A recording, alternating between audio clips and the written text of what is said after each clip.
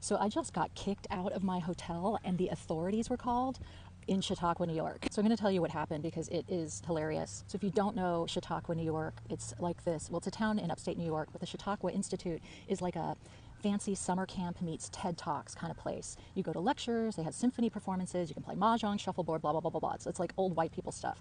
And let me tell you, it is waspy here. I went to a private Episcopal school, so I've been around my share of wasps, but these people are like Lord God, Queen wasps around here. Accommodations are very hard to come by, and they're all in these old Victorian houses. It's gorgeous. I mean, you know, look at this place.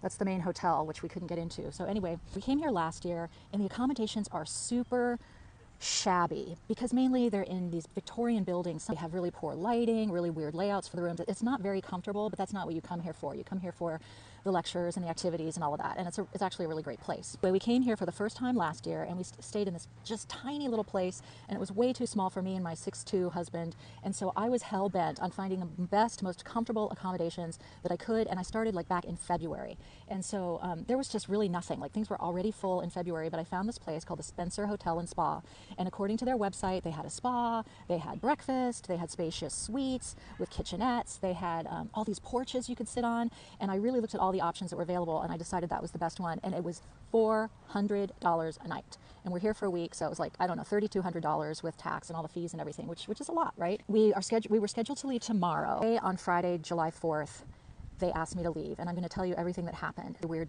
red flags about this place. I mean, the first thing is when we tried to check in, like, there was just nobody there, and then finally we discovered like this really old lady like drinking wine in the corner, and you know, she said, oh yeah, go ahead on up. Didn't even check who we were. Remember what I said about the porches on the website? They said we have all these wonderful porches and you can sit on any porches you want. And so I mean, I was going to town with the porches. The first night I went on the 3rd floor porch, and we were having some friends who live here over for dinner. I rearranged all the furniture. I mean, nobody told me I couldn't, right? They said we could be up there.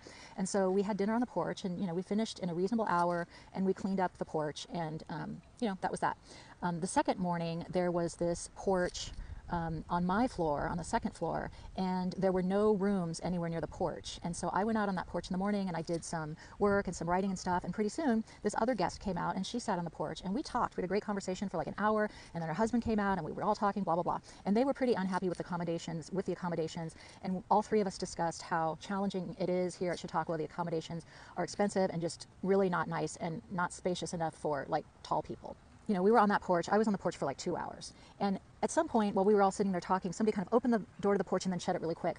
So when I came out of the porch that day, somebody had put a laminated sign on the door to the porch that said, "This porch reserved for so-and-so and so-and-so."